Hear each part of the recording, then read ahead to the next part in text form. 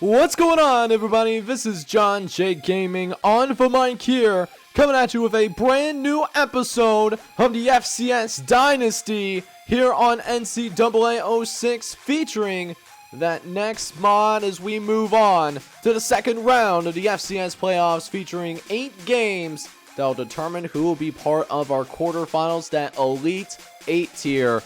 And it's going to be a good one. Make sure you go ahead, smack that like button. Hit that subscribe button as well if you have to be brand new to the channel. As we jump right into the first game of action, we have the number 1 seeded Georgia Southern Eagles taking on the Southeastern Lions, who are making their first FCS playoff appearance. And speaking of that Southeastern squad, they get off to a nice little start here. They are actually going to recover a fumble against Icada Woods, as Woods was trying to get that pitch off. It did not work out that way, and Brown's going to try to get the first points up on the board. Throws a dot into the end zone, and it's going to be caught. Touchdown, Southeastern, and the Lions are going to roar to start this episode of FCS playoff football. How about them apples? That was a beautifully thrown football, and the Lions will take an early lead. We'll see if they can build upon that lead, as Cameron does get the reception. That was their tight end trying to go to work, but unfortunately he puts the ball on the ground as well. And Georgia Southern, they are going to recover that fumble. That's Brewster that will get this ball loose, as now Georgia Southern will take over at the 24-yard line. Going to do another. No, it's a reverse. Blake Williams tries to take the carry upfield, but he gets absolutely lit up like a Christmas tree here in the holiday season, as Georgia Southern, they're trying to get points on board. Blake running towards the end zone. He gets it. Touchdown, Georgia Southern, and the Eagles flying by on the ground and gonna take their very first lead here in the second round. Late in the first quarter, though, Brown's gonna throw over the middle of the field, throws it up into traffic. I don't know how this is caught, but it ends up being caught by Nadali Friday. And now Southeastern is back in Georgia Southern territory. They look for their second score today, and they just might mess around and get it. Cameron's going to come and make this catch here. He was wide butt naked open until that safety got around. Still makes the catch anyways, as the Lions will punch it into the end zone. Touchdown, Southeastern. We got ourselves a back and forth game. I mean, these teams have played each other twice, once in the regular season and once in the conference championship game. Both were pretty tight games, so this is pretty much on script. And listen, it's really hard to beat a team twice. I can't imagine beating the same team 3 different times in a row. And then not only doing that, this is against a playoff team too, so Southeastern is no slouch. Icada Woods is finding that out the hard way, but he's going to get that cannon of his out. People forget that Icada Woods can chuck this football downfield if he wanted to, but that's not how his offense is designed. But Blake Williams going to get the rare reception here for the Georgia Southern Eagles. It will go for a huge first down. And it's going to be first and goal now from the 2-yard line, as Icada's going to pitch it out to his trusty tailback, who finds the end zone again. Touchdown, Georgia Southern. And the senior running back is going to get his second rushing touchdown of the afternoon. Late in the second quarter, though, we see Georgia Southern with the football again. Third and short. Woods, he's going to get involved in the rushing attack. Takes it down the sideline, and he will be gone like a girl in a country song. Touchdown, Georgia Southern. And Icada Woods extends this lead 24-14 before we go into halftime, unless Brown has something to say about it, but that's probably not what he was trying to accomplish. Huge interception coming at literally the worst time possible. Yeah, absolutely hate to see it. And Rooney, he's going to pick off his own deflection that would have been considered a pass breakup, but instead it's a 17-point lead for Georgia Southern. And if you think that's bad, oh baby, Wait till you see what happens here. Blake Williams on special teams after a 3 and out. He's going to score yet another touchdown. And Georgia Southern, they have really opened things up. They were down 14-10. This was a real thing that happened. But it looks like instead we are staring down a bunch of unanswered points. Could be even more unanswered points depending on what happens on this drive. As it stands, we're talking about 31 unanswered as Ikeda Woods gets a nice run out on the perimeter. Huge first down again as they eventually march into the red zone. They're inside the 5. 2nd and goal. Woods, he moves his tight end to the left-hand side. We'll see if they go in that direction or if it's a facade. It's a play action instead. Throws to the left-hand side, and it's the tight end Temple who's going to get into the house, and he is going to score another touchdown for the Georgia Southern Eagles. And we are on the verge of a 50-burger to start the second round of the FCS playoffs. And Southeastern is down big. Brown has to throw it in order to try to keep his guys in the game, but it just did not work out that way. As Marquez Lewis, who I do believe, yes, he is a true freshman based off what I got in my good old notes right here. He's going to score another touchdown. That's a 2nd interception of the season. And Georgia Southern ends up winning big. But who will go up against the Georgia Southern Eagles in the quarterfinals of the FCS playoffs? We're going to go ahead and find that out right now as we are going to watch the defending champions, the New Hampshire Wildcats. They came in as number 9 seed, which is where they were last year. They will be taking on a team who, yes, they did get a first round bye, but this is their very first playoff game in school history, at least in this series. The Portland State Vikings, they're the number 8 seed in this tournament. And they're definitely a good team, but we'll see if they have what it takes to take down the defending national champions. As we will see Carl Pierre go off here to start this football game. Nice throw out on the perimeter. Eventually sets up a goal line situation as the Sherman tank, he's going to run his way into the end zone. Touchdown Vikings. And Portland State is going to get the scoring started late in the first quarter of action. And Portland State has a 7-0 lead.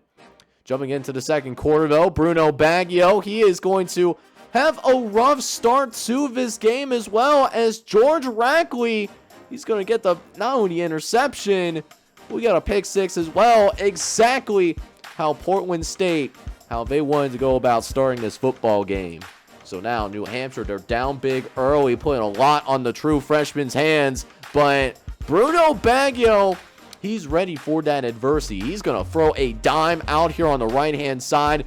This is a tight window, and Bruno Baggio just making it look easy. I just burped again. That's sexy, as we are going to eventually watch New Hampshire Wildcats find their way into the end zone.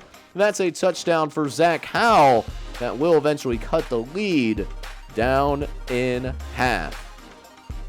So now, later on in the second quarter, less than 4 minutes left. There's going to be a play action to the Sherman as Pierre, he's going to try to launch this deep down the middle of the field. He won Ryan Otis, but it's going to be intercepted. And now it's a foot race down the sideline. No one's going to be able to bring him down. He does a little sidestep. He doesn't even need to do that. Was he dancing with shadows or what the heck was going on there? But what I do know is that leads to yet another touchdown for the New Hampshire Wildcats. 20, and it's now not 21-7, but it's now a tied football game.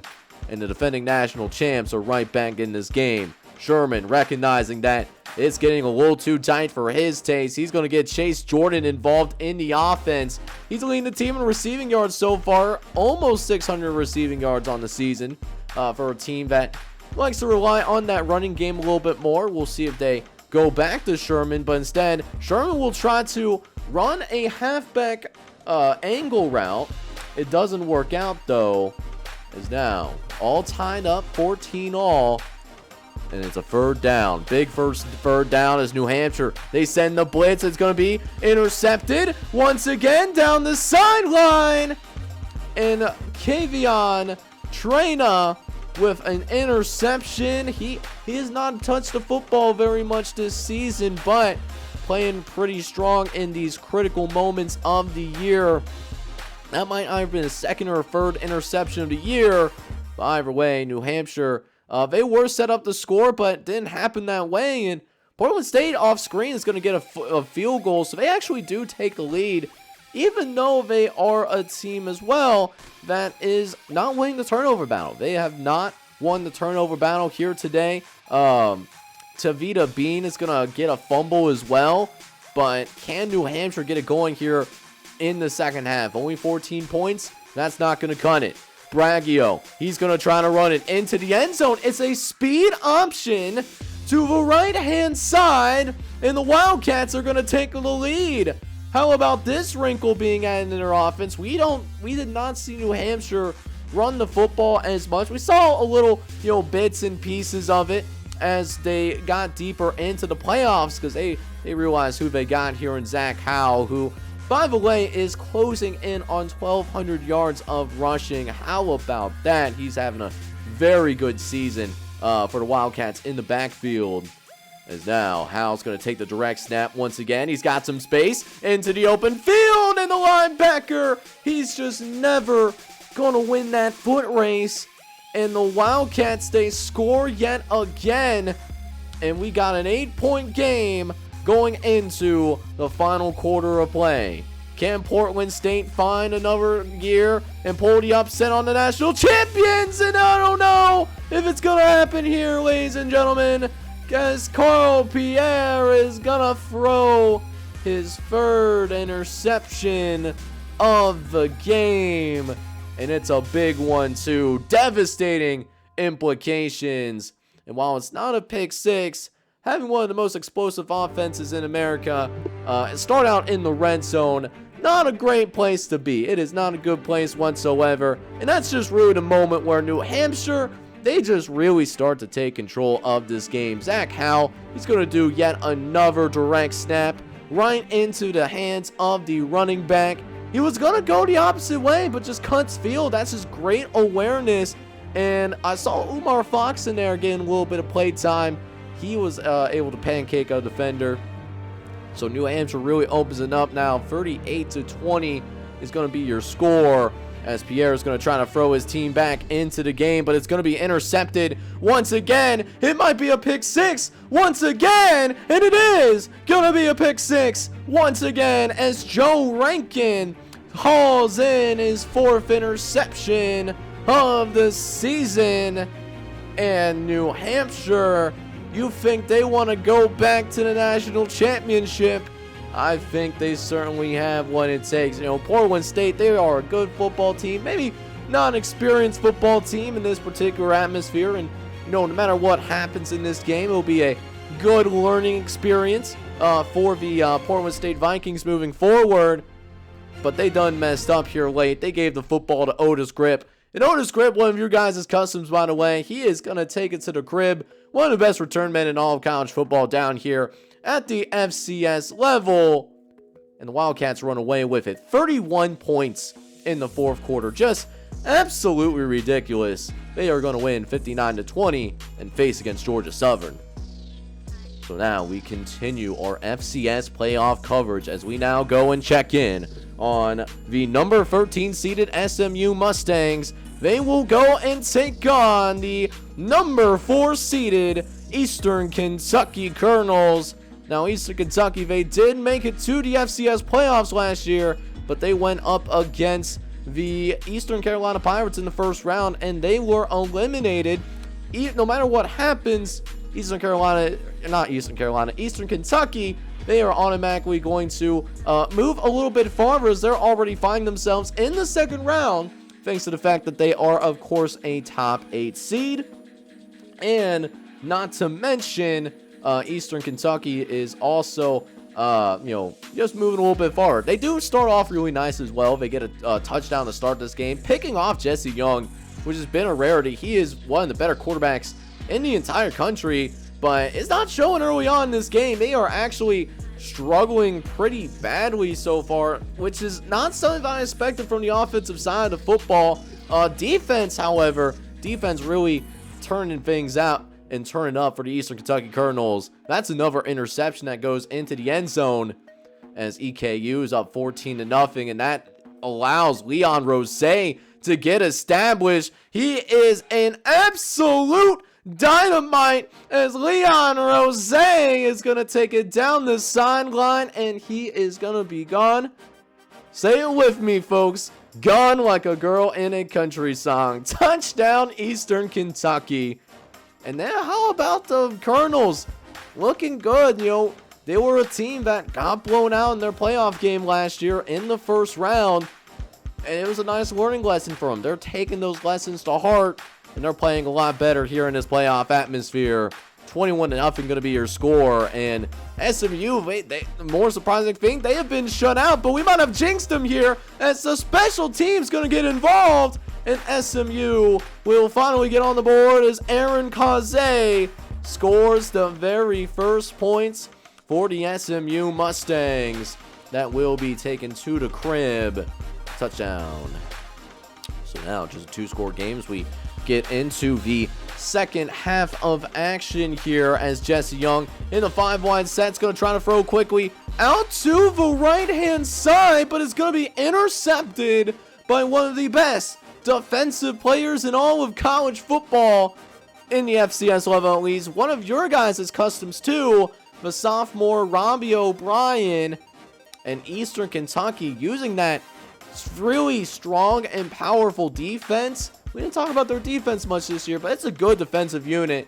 And it certainly showed here as it helps them single-handedly take down the SMU Mustangs 27-7. And it's going to be really interesting to see who they face up against the quarterfinals. So even though they're the number 4 seed, they're not getting a lot of love and attention right now. We'll see if that changes if they make a deep run into the playoffs.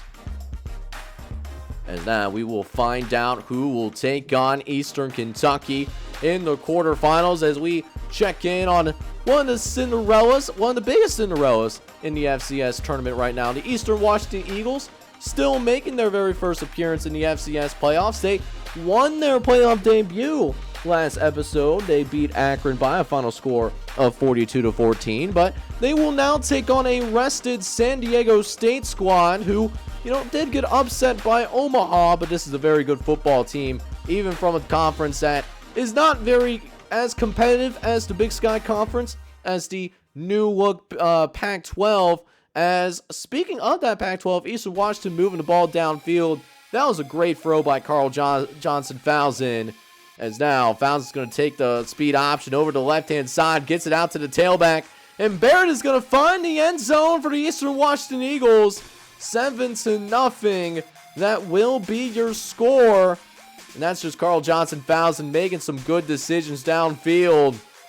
And he has his number 21 seeded Eastern Washington squad. They got him up 7-0. And not to mention Casey Lester, second interception of the year, and just getting it in a rare opportunity. Ryan Vaughn came into this game only throwing 2 interceptions all year. That's going to be interception number 3. He's been very careful with the football and while also being aggressive at the same time. He's him at the end of the day. But Carl Johnson Falzon, he's going to bring it. He's going to bring it early. Campbell is open in the middle of the end zone. He's going to catch it, and Eastern Washington off to a strong start of 14-0. And they're going to continue this strong start. Aaron Mitchell is going to pick them off too. How about this? Eastern Washington, they are the exceptions to the rule. Usually we see the newer teams in the playoffs do what San Diego State is doing. And the Aztecs, they are melting down. Maybe this is what we're accustomed to seeing. I don't know. They did have a couple of early playoff exits last year. Is this another case of that? As Carl Johnson Falzon, he actually nearly runs it into the end zone. He will be stopped at the 5-yard line where he hands it off to Barrett. And Barrett will find the end zone as well. It's another touchdown for Eastern Washington. Yet another score. It's 21-0. I certainly did not see this coming. San Diego State, they need to get their stuff together. Ryan Vaughn looking to do just that, and that is just a nice diving grab as Ryan Vaughn put it in a place where only his receiver can catch that football, and it is caught. Yet another first down. San Diego State is going to be on the move. Is now goal line situation. Vaughn looks at the end zone, finds his man, and is going to be caught. Touchdown, San Diego State. As Eastern Washington, they were not tidied up enough on the back end. And the Aztecs are coming. They're trying to strike back. They're trying to get this to a one-possession game. It could very well turn into a one-possession game, and it's going to be a score. 76-yard touchdown for Ryan Vaughn. The Aztecs, they are right back in this game. And that wasn't even bad pressure by Eastern Washington. They send the blitz, and they got pressure in his face. It's Ryan Vaughn. He is certified him. I'll tell you what, as now going into the second half, Eastern Washington's got to get a few more points up on that board. That 7-point lead, it's not going to be enough to put this thing away. But Carl Johnson-Fousen, the junior custom quarterback, he was there since year number 2. He is playing a really good game today. This is the best game that I've seen Carl Johnson-Fousen play all season long. Maybe in his entire collegiate career. I don't know, but it's a good thing that he's on his game, because Ryan Vaughn, he's waking up here in the second half as well. He's going to throw yet another touchdown pass too. We might have, it's not a tie game, but it's still a one-possession game. It could go either way. It is not in the bag for Eastern Washington. Fourth quarter now, though, as his team enjoys a 7-point lead, is Fousen. He's going to roll to his left. He's going to throw it up, and it's going to be caught. First down for the Eagles. And Fousen, yet again, with another dime. Really a great game for him. He's thrown more interceptions than turnovers over the course of the season. He's been balling out, though, but that's not a baller move, though. Getting hit as soon as he gets out of his break on the play action. It's a 4th and long. We'll see if they bring their field goal unit out to make this a 2-possession game. But it looks like the kicker is not trusting the spot. They're going to go for it on 4th down. Carl's going to throw it up. It's deflected, and it's going to be intercepted. That will be interception number 20 for Carl J. Fousen. And the Aztecs, with 2:28 left to play, they get a huge stop they needed on defense. Here comes the Aztecs. 3rd and short. It's going to go play action. Vaughn looks to his left. He is wide, but naked open. We got a tie football game, ladies and gentlemen. Touchdown, Aztecs. And San Diego State's quarterback, Ryan Vaughn, that's going to be his 4th touchdown pass of the day. He's been balling, and he's a huge reason why his team's in the game right now. But that being said, Fousen has an opportunity to give his team the win. They just gotta, get into field goal range. That's all you need to do. And Fousen does a really good job. He is going to scramble out of the pocket, pick up a good set of yardage, but celebrates a little bit too much. That's not going to work in 2022. You know these refs, they can be a little bit soft sometimes. I'm just the messenger. Don't hit me up in the comments telling me that's not true. But that's going to be a 15-yard penalty. And Fousen is going to have a really costly mistake here. He's going to throw another interception. He's been having a great game until the 4th quarter. And now we're seeing some issues. We are certainly seeing some issues. Yet another turnover. And now this defense needs to step up so that they can get the ball back. Looking at a run play. Up the middle. It's going to be in the end zone. It's a touchdown. But it's not the worst thing in the world. Eastern Washington will at least be guaranteed to get the football back. There's 35 seconds left to work once we account for the touchdown return. And now it's 2nd and 10. Fousen, he's going to look to the left-hand side. He's going to throw it up. He's going to throw a dot. That's a nice throw over to Campbell, as Fousen is going to approach 300 yards of total offense on the day. Only a couple of touchdowns, but he's trying to force this thing into overtime. 1st and 10 from the 36-yard line. Still got 23 seconds left. Fousen in the shotgun. Looks like the Aztecs, they're going to bring the blitz here. 1st and 10. It is a blitz. And Fousen gets let up in the backfield. The Eagles will be forced to take a timeout. And they were already on the they weren't in field goal range already. That's still not going to be the case, as now 3rd and 22 here. A couple plays later, Falzon going to get sacked in the backfield once more. Eagles got to take yet another timeout. This could be the play of the game. 4th and 26. This is for the end zone. Falzon, he's going to throw it up, and it's going to be intercepted. Trying to make something happen. Had to get rid of that football. And unfortunately, it looks like the Cinderella story, at least for Eastern Washington, it's going to strike midnight. And the Eagles, they are going to lose this game. Oh, you want to talk about a heartbreaking loss? This is certainly up there in terms of heartbreaking loss. Eastern Washington was in control for most of this game. They were in control against the number 5 seed, but it's not about whether you lead the majority of the time or not. It's whether you are leading when the clock hits 000 at the end of the 4th quarter. And San Diego State, to their credit, even though they were not leading for the vast majority of this game, they really honestly didn't lead till 37 seconds left, or we're keeping it honest. San Diego State never quit, and so they are actually going to move on to the quarterfinals. They will be taking on the number 4 seeded Eastern Kentucky Colonels. Great comeback win, though, by San Diego State. So we are now halfway through the FCS playoff 2nd round. We now move into the bottom half of the bracket as we show the number 2 seeded Southern Jaguars. They will take on the Temple Owls, and the Temple Owls coming in ranked number 18 in this FCS playoff. That is their seed in this tournament. They're coming off a pretty good win. They just beat Sanford pretty convincingly as well, 35-17. So, Southern's going to have to bring it for sure. Temple showed that they can play with some of these teams that are in the playoffs, if not all of them. Maybe Temple is that dark horse. You never know, but Southern's going to try to shut that down real quick as Justin Jones is going to throw a 64-yard touchdown to Chris Walter, and that is going to make it 7-0. Jones having all day in the pocket, recognized that corner route. He had that outside leverage and threw it right where it needed to be. Justin Jones is looking great early. We'll see if he can keep it up 4 quarters. As Jones in the shotgun formation, free to play. He's going to throw another one up to the right-hand side. It's going to be caught again. Chris Walter. Touchdown, Southern.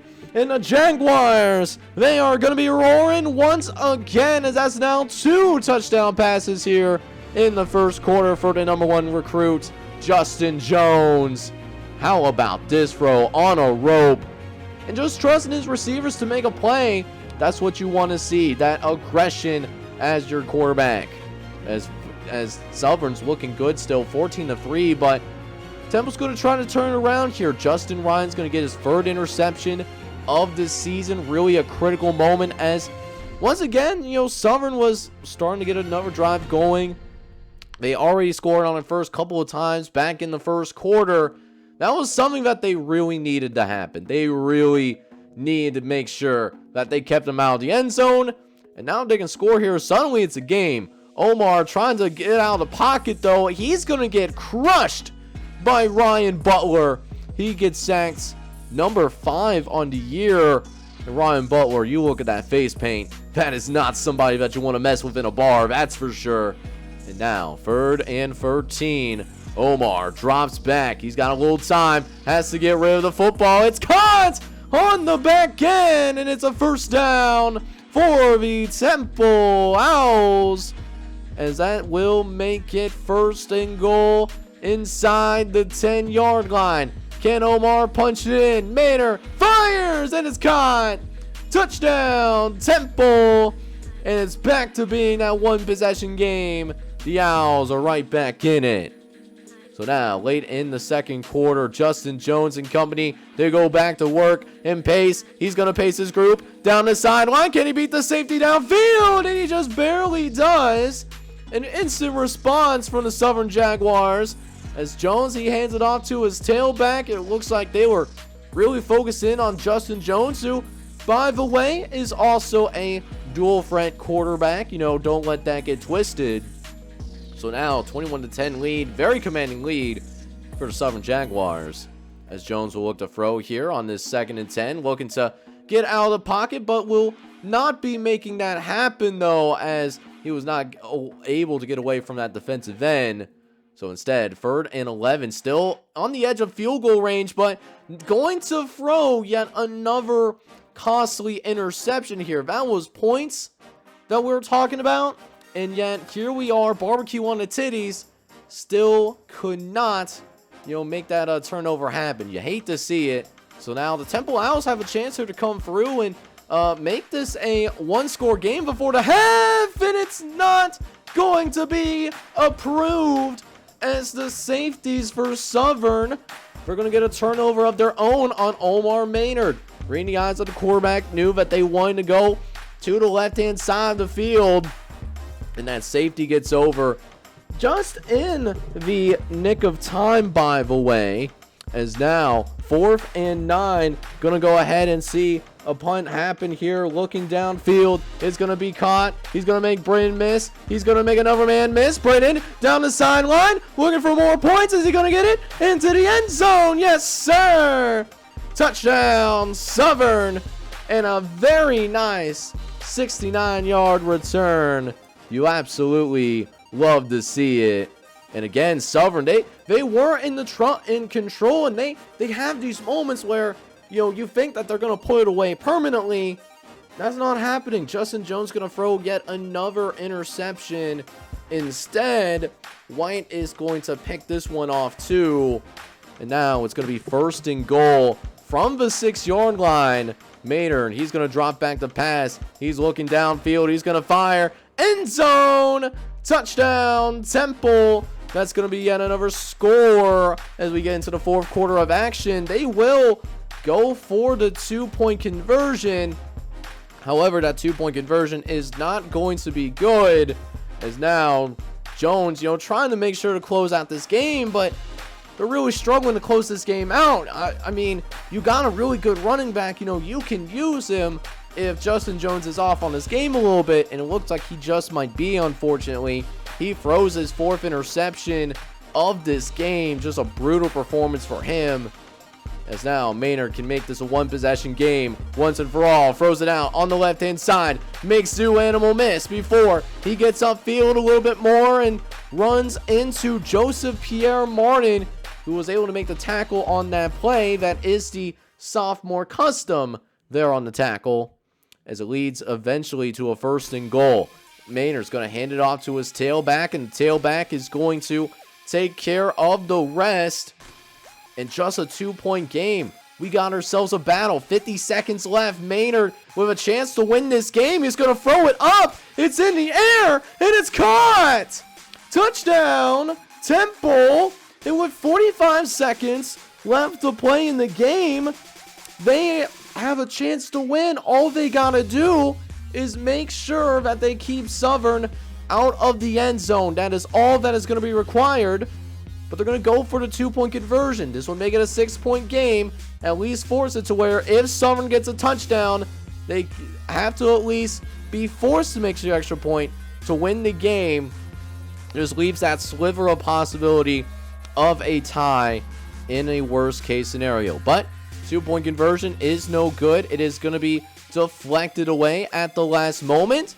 So we're still talking about a 4-point game. 24 seconds left. Jones drops back. He's got a little time. He's going to step up in the pocket. He's going to throw it up in the air. It's caught! Touchdown, Southern! Oh my goodness. It has been a rough performance for Justin Jones today, but when it mattered the most, he steps up in the big moment, and that should punch their ticket into the quarterfinal, and it certainly does. So the Southern Jaguars, they win a thriller of a game that we got to see towards the end there. They will win by a final score of 35-32. That will end up being your final score. We'll have to see who they go up against. But it could be a Cinderella story for Southern, maybe? I don't know. Southern, they haven't been to the playoffs since year number 1. They're back after a 2-year hiatus. They came and played. Now, while the Southern game was going on, where Southern and Temple were in a tight battle, Utah State, they played against the number 7 seeded Southeast Missouri State Redhawks, and this game was not as competitive. The Redhawks, they came in on a 5-game winning streak, and that will continue as they take down the champions from the WAC Conference 45-14. So what this does mean is that Southeast Missouri State, they will move on to the quarterfinals in order to take on the Southern Jaguars. So we now have 3 of our 4 quarterfinal matchups set, but let's see if we can get one more taken care of as we check in on another Cinderella that is in here in the FCS playoffs. The Tenn-Martin Skyhawks, the number 19 seed, they did win their very first FCS playoff game in the history of this series, but they will take on one of the blue bloods of FCS college football, North Dakota State. They come in as the number 3 overall seed, so Donnie Jacobs, he is going to have his hands full in this game, and you could tell right from the get-go, it could end up being a very long day, right? This is not going to be a very fun time for Donnie Jacobs. He's going to get hit there, and that's going to be a 3 and out for Tenn-Martin. So Skyhawks, they do have to punt this football away. Chris Harris does punt the football, puts it in the hands of Ken Anderson. He's a star down the sideline. He's got some space to move to the 10, the 5, touchdown, North Dakota State. And the Bison are rumbling and stumbling their way into the end zone. But it ends up being a very defensive game. Nobody scores after that kick return for Ken Anderson. Matter of fact, we get to 2 minutes left in the first half. Still the same score. And Chris Gentry, he is going to return it back on his own. That's the first time he's touched the football all day long. They have been kicking away from him all day. That is a 67-yard return. So now we got ourselves a tied ball game, and Josh Purcell, he's going to, throw this football downfield. Had some guys open. He had 2 guys open downfield and missed both of them. I don't know how you managed to find a way to miss on both of those receivers, but, it is what it is, as Purcell was dropping back the pass and just overthrew his guys. He had 2 guys open, and looks like that was both Jerry Rice III, who's a freshman, and then another one of your non-custom wide receivers that, also had a chance to get that football. So definitely some mistakes on both ends as, we get to the end of the 3rd quarter. It's still a tied game, but the Bison are going to eventually take the lead, led by their backup quarterback, Jared Keefe, who is going to find the end zone. Reminds me a lot of Cardell Jones.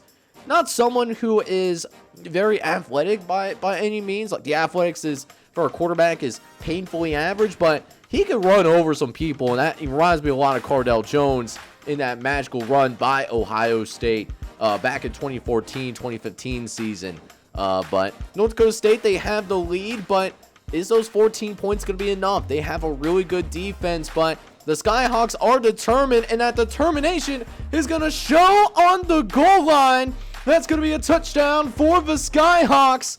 They have now just tied it up against an FCS Blue Blood, and they even have a chance here to take the lead with a minute left. Jacobs, can he make it happen? Yes, he does. Chris Gentry with his 2nd touchdown of the game, and that could be the dagger. That could very well be the dagger with 52 seconds left. Checking the replay one last time as Chris Gentry found his way into the end zone. And now this backup quarterback has to lead a drive of his own. 1st and 10 from the 48. Keefe drops back. He throws, but it's going to be picked off. Trying to get it out to Ron Montesta Jr. and Kevin Hargrove. He's going to intercept this pass instead. That's going to be his 3rd interception of the season. And the Skyhawks, they are moving on to the quarterfinals. They take down the blue-blooded North Dakota State Bison by a final score of 21-14. Another painful loss for this Bison program, who felt that they were good enough to win a national championship, but just did not show it on the field. But congratulations to the Skyhawks, as in their very first FCS playoff appearance, they move on to the quarterfinal round. But who will take on this Cinderella from the new look Big Ten?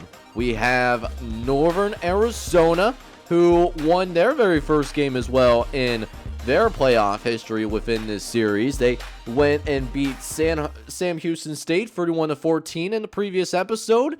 They will take on James Madison. They got a first round bye. They were dropped in the quarterfinals last year by Georgia Southern, as we are looking at David Forn, one of the best wide receivers in the country. I mean, just rare size, right?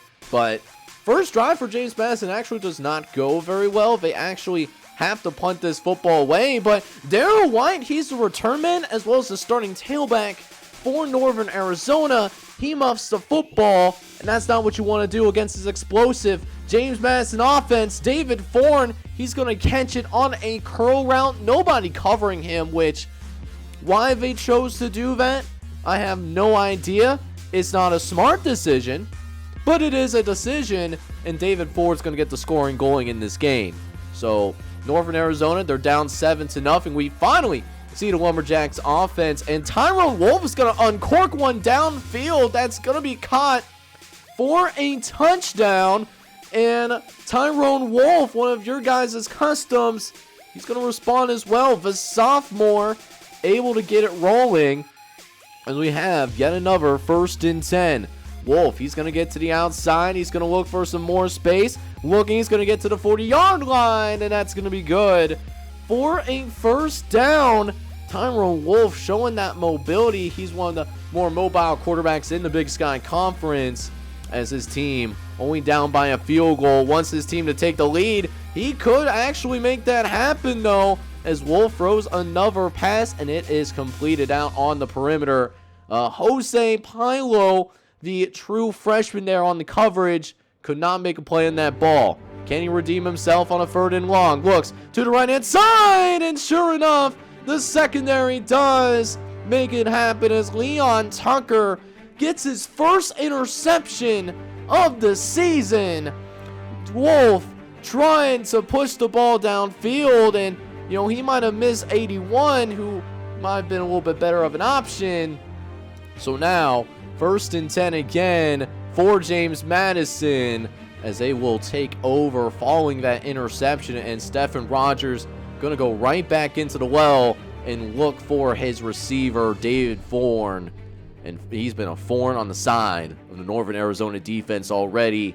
We'll see if they go back to him again. 1st and 10 from the 36-yard line. Looking over to the left-hand side, throws it up. He finds David Forn for another first down. This entire defense does not have an answer for this star receiver, but junior balling out today. We'll see if they go to him again. 1st and goal from the 1-yard line. Rogers hit as he throws, and it's going to be picked off. It's going to be intercepted. In Northern Arizona, they will bend, but they will not break. They are looking for David Forn in the back of the end zone, but because he was hazy through that ball, couldn't get everything he wanted on there, it's not great luck. It's not great luck for sure, as we will see Stephen Rogers throw another interception too. This one was meant for the sophomore wide receiver, Brad Ondrowski. He's in his sophomore year, also one of your customs as well. Northern Arizona, they are staying in this game, and they're still only down by a field goal going into the 4th quarter. It could still go either way, but that's not what you want to do. They go backwards. Tyrone Wolf trying to run the speed option to the left-hand side. The linebacker just is not fooled. So Northern Arizona, they will once again have to punt this football away. And this punt, it's going to be up for a decent amount of time, but it could be some danger. It's punted into a corner, and David Forn, he's got some blockers down the sideline, gets away from the entire special teams coverage. Touchdown, James Madison. And that will be a 17-7 score. And now, Northern Arizona, they're down by multiple possessions, must score on this drive. Wolf throws over the middle. He's picked off again. This time, Eric Lee, the middle linebacker, is going to get his hands on the football there too. And just looking at the tight end, and Northern Arizona, they had their backup tight end in this game. So now James Madison can put it away. Rogers looks over the middle. He finds David Foreign once again. He's been unstoppable. Look at his stats. 6 for 118. A touchdown there as well. When they give him the ball, it's been barbecue chicken. And we'll see if they go to him on 7th time. This is going to be a run up the middle. It's Marcus Bryant. So they actually do not go to David Foreign this time around. But it is still going to go for a nice touchdown there. 24-7 will be your score. It looks like the Dukes are on the verge of putting this game away, and they do. Not the best game from their offense, but their defense does pick up the slack as I do move on to the quarterfinals to take on the Cinderella in this tournament, Tenn-Martin, in the next episode of the FCS Dynasty. Congrats to James Madison. They get back to the quarterfinals. Let's see if they can exercise some past demons when they were blown out by Georgia Southern this time back in season number 3. But every time an FCS episode happens, we march a little bit closer to finding out who our national champion is going to be. When we started this playoffs, we had 24 teams. Now we are down to just 8. 8 legitimate title contenders. 8 teams that could edge themselves in the history of immortality here in the FCS Dynasty here on this YouTube channel. So I will leave that for next episode, as next time out we will see these 8 teams go to battle to determine who moves on in the FCS playoffs and gets one step closer to making that national championship come true. So guys, I hope you enjoyed this playoff episode. If you enjoyed the second round action here, make sure you go ahead, smack that like button. And then also, if you're brand new to the channel as well, make sure you go ahead, hit that subscribe button. I would truly appreciate it. Visit John J Gaming on the mic, signing off. But I'm hoping you're all out there having a good one. Take care, everybody.